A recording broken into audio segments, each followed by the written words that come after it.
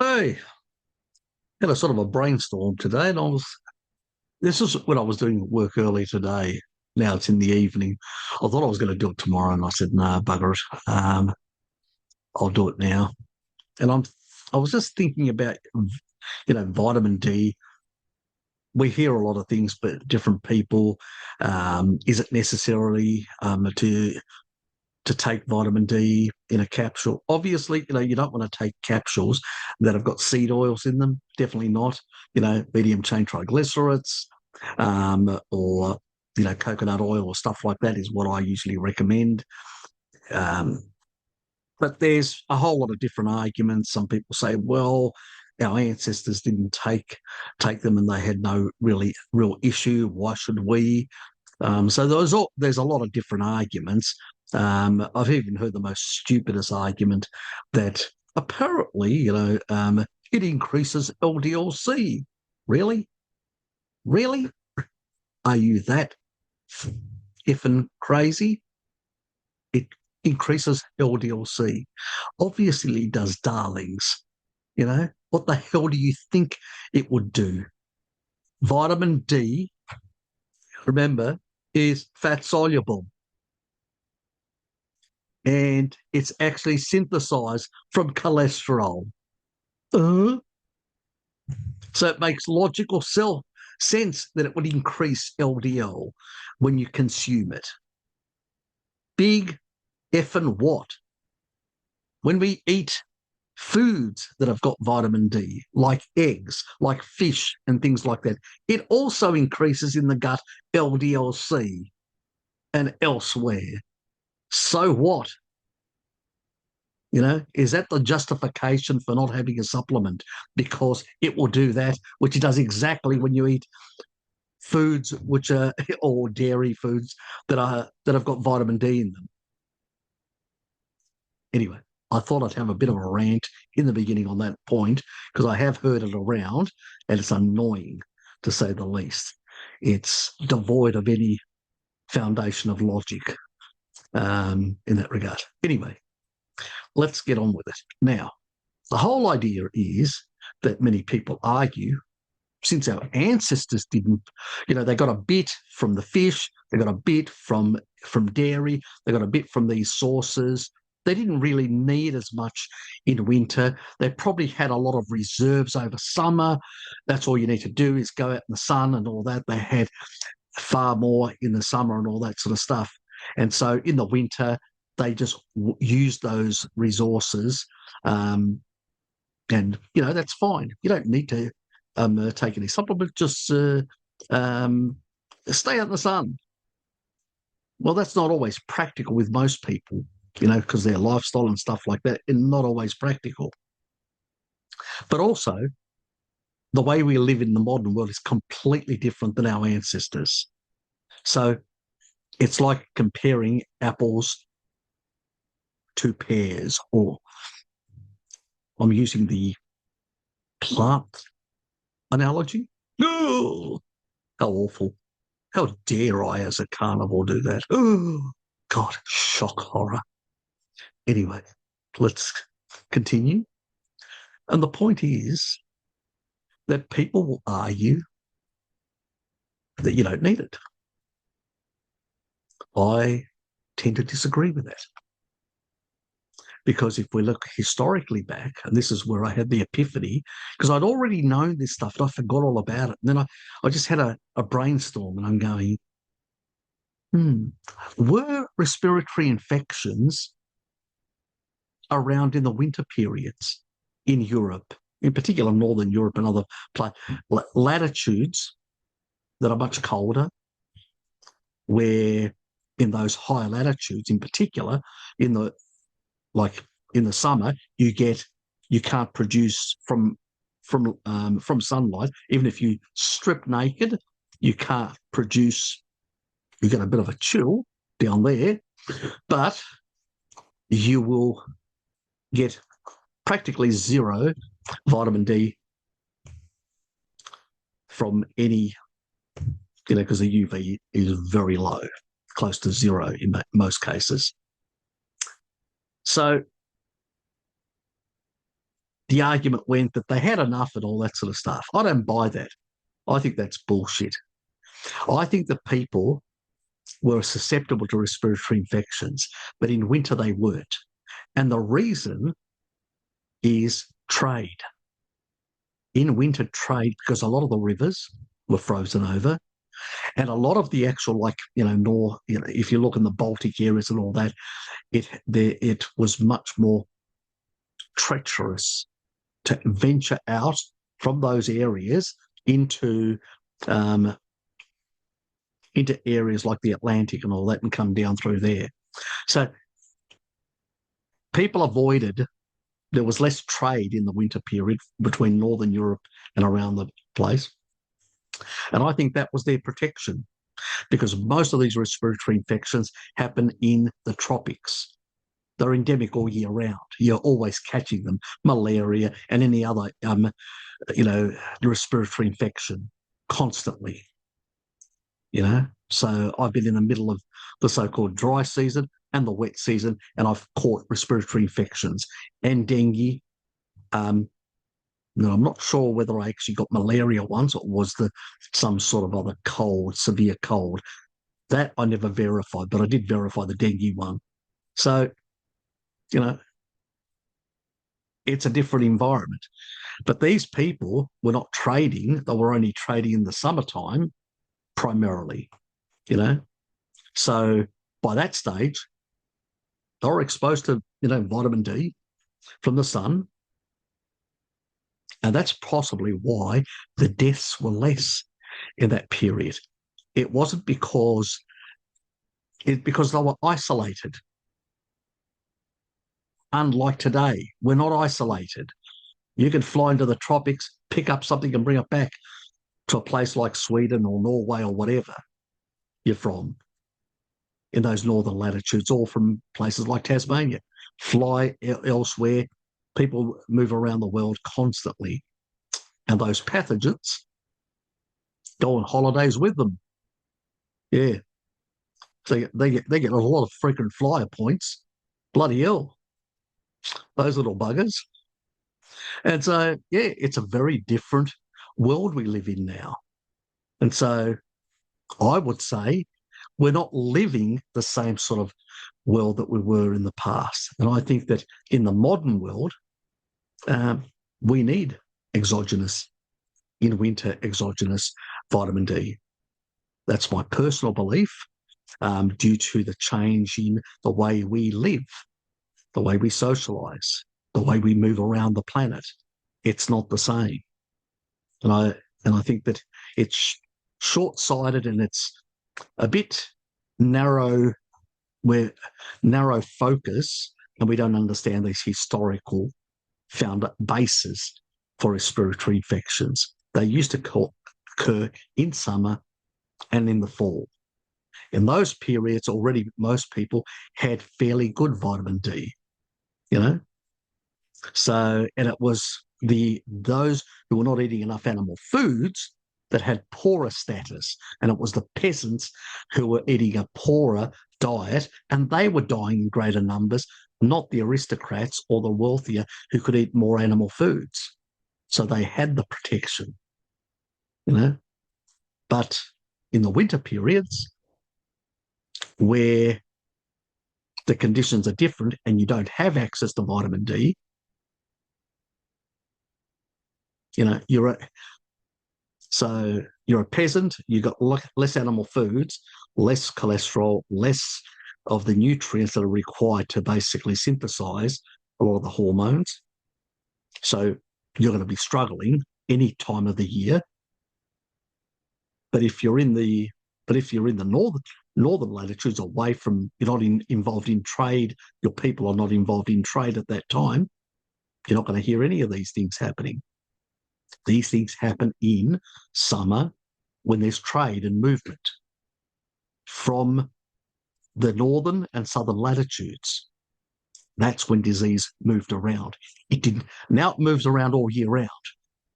But because people are using vitamin D as tablets, or there's fortification of milk in many countries of vitamin D, people got some even low grade, and that helps. to some extent in that regard. Now, let me just share my screen to make this point. Now, even Wikipedia knows this. 1510 influenza pandemic, early summer to the fall of 1511. Plague, October. You know, is it when the second pandemic came along? You look at these sort of things, the period of time, it's in the warmer months or towards the end or in the fall.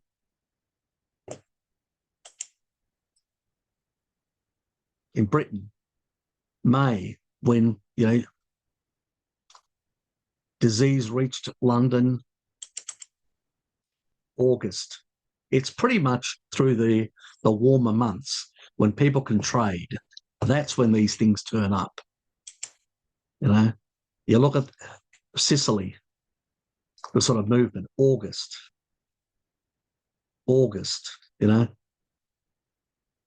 and German historians that write about all this, September. So it's the summer and the fall. Oops, open up 2 pages of that. Same thing with malaria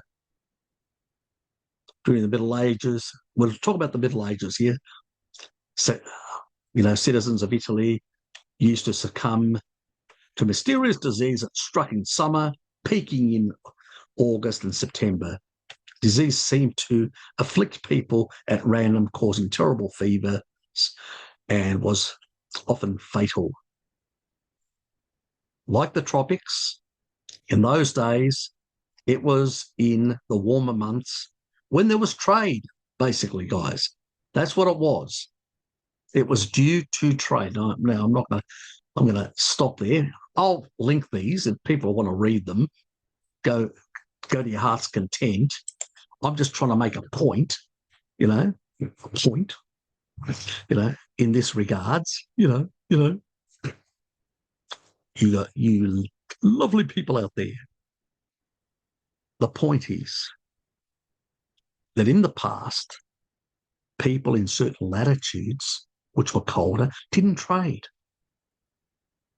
So it didn't really matter if their vitamin D declined slightly, and then in the summer months, spring, late spring, summer months, like May, which is later, May, you're basically getting practically into summer at that stage. You're actually getting exposed to more solar radiation. So you're starting to build up your vitamin D. Now, if you're wealthy and you can afford more animal foods to synthesize more from the cholesterol, you can actually, because remember, vitamin D is a hormone in the body. So you can synthesize more of it. Well, you're going to survive more than some poor old peasant eating kibble and very little meat because they can't practically afford it. They're a serf. They're an indentured servant to the Lord, the local Lord. Yes. Careful what you desire. Our globalist overlords would love to establish a neo-rentier society, another sort of quasi-feudal system. Yes. But that's why the exposure to disease happened in those periods, because that's when trade happened. So the winter protected these populations because it limited trade. And so even though they weren't getting any solar radiation, we weren't getting any deaths in that period. So when things got warmer, there was trade, movement. People could move, and so could disease. Got it? Today, it's 24/7, 365 days of the year. It's continuously. And that is another reason why many respiratory infections and stuff like that mutate so quickly. They move through so many populations. That's why you can forget about that old jab. That doesn't help at all. Better to boost your vitamin D levels and better, use things like taurine in the periods when there's more respiratory infections going around, because it helps the immune system in terms of immunosenescence. If you've got a whole lot of people who have got a poorer status, vitamin D status, and are shedding virus around the place all over in your workplace and stuff like that, well, combining vitamin D and taurine is going to mean you may get some minor symptoms, depending on a whole lot of factors, obviously, but you're going to do much better and recover quicker within a day or two, even for something severe, compared to someone who's got a much weaker immune system and has a lower vitamin D status.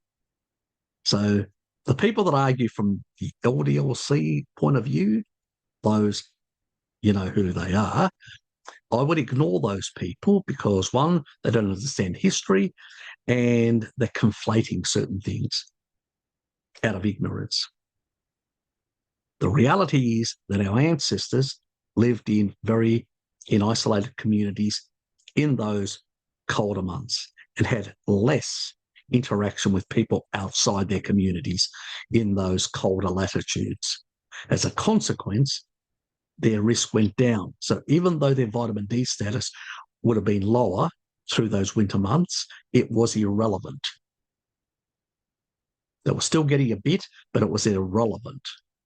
Enough for other hormonal needs that the body has, but they didn't need it to fight off disease, because in those winter months, being isolated, disease was also at a distance from them.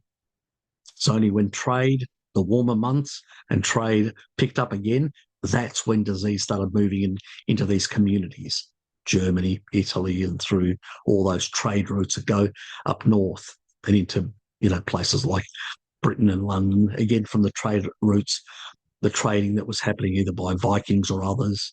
So that was moving disease around in those months. Colder months, much more difficult to move around. So due to that limitation of the weather, that meant there was reduced trade, reduced disease moving around. That's why back in the medieval period, it was between the late spring all the way to the fall. That was the period. The complete reverse on what it is today. The complete reverse. And it's because our world is different, completely different to our ancestors. And we need to stop comparing. Dietary is one thing that we can say, oh, we're eating more like our Paleolithic ancestors or whatever. Fine. But the way humans have been living in the past, in more isolated communities in colder periods, even in Paleolithic times, in caves and elsewhere more isolated, in periods when it was warmer, what did they do? They moved around. They also traded. So when do you think they exchanged other things that they picked up from the environment, like viruses and stuff like that? In those periods when there was trade and more activity. In the periods when it was colder, they were more isolated, less of an issue. That's why it makes sense that for them, the small amount they were getting from their diet, from fish and stuff like that, was probably more than enough for them in those months. But now we've flipped the game. Now our societies are open 24/7, 365 days a year. We move around the planet. People come to our countries from for vastly different parts of the world. And many of us, especially in many countries, we sort of travel to many parts of the world as well. And some of us will bring things that we've picked up back to our home countries. And that's just the reality. I mean, there's even been people that have gone to Africa and brought Ebola back to parts of Europe, and luckily they were just able to work it out and isolate them very quickly. So all sorts of things move around this world nowadays. It's not like in the past. So I think that vitamin D through the winter months is far more important in this modern time than what it was back then. You know, so can you get enough from a species appropriate diet? I don't think so. You can get some, but you can't get enough. You know, unfortunately, you need to get it from solar radiation, the majority of it. And nowadays, while we can't change our geography to get it, you know, maybe some of us can when we go on holidays, but for the vast majority of people, that's not a practical solution. So the cheapest option is to supplement. Just make sure you don't get stuff that has seed oils, because the problem with the seed oils is not only that it's not good for your body, but also it creates rancidity and breaks down those molecules of vitamin D. So it's actually damaging. So you're going to actually damage the supplement itself. It's far better. And that goes also for olive oil. Don't use olive oil. Get MCT, ones that have got MCT or coconut oil. That's it. You know, anything else, do not add. Or there's one other option, ones that have got zero oils, but they've got a chalky type thing. They're put into a chalk type tablet. And you can swallow one of those with a meal, so you can combine it with fats. That's another option if you don't want to use any types of oils or any other type of stuff. So that's another option available to you. Anyway, I hope that was informative. I hope that actually gave you a new perspective on disease and vitamin D, but the difference between the past and the modern period, and why in the modern period, you know, we have to approach vitamin D in a very different way compared to the past. And we can't use the past as an example to apply to today, when our circumstances and the conditions of living are completely different. Anyway, I hope that was informative to you. Hopefully I'll have another brainstorm and provide you with a bit more out of the envelope, out of the box information. Anyway, have a nice day. See yous.